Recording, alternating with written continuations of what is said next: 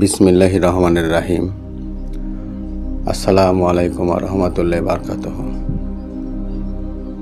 আজ আমরা হযরত ইউনূস আলাইহিস সালাম এর জীবনী থেকে একটি ঘটনা এবং সেই ঘটনা থেকে আমরা একটি অসাধারণ শিক্ষা লাভ করতে যাচ্ছি। ঘটনাটি সবাই মনোযোগ সহকারে শুনুন। হযরত ইউনূস আলাইহিস সালাম ছিলেন একজন নবী, যিনি আমাদের শিক্ষা দিয়েছেন ধৈর্য, তওবা ও আশা না হারানোর অসাধারণ উদাহরণ।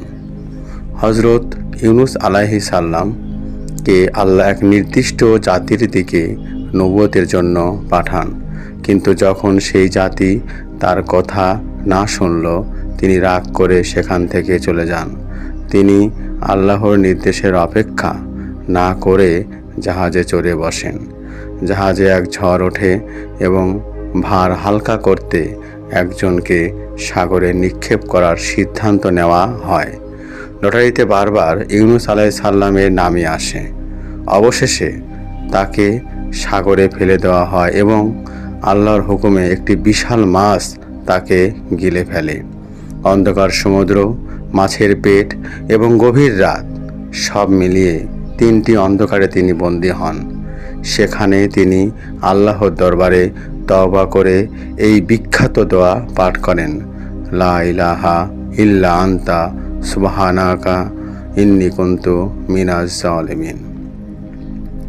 আল্লাহ ছাড়া কোনো উপাস্য নেই, তুমি পবিত্র, আমি নিশ্চয়ই অন্যায়কারীদের অন্তর্ভুক্ত ছিলাম।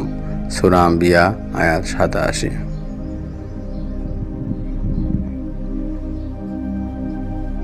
এই ঘটনা আমাদের শেখায়, ভুল করলে সাথে সাথে আল্লাহর কাছে ফিরে আসতে হবে, আশা হারানো যাবে না।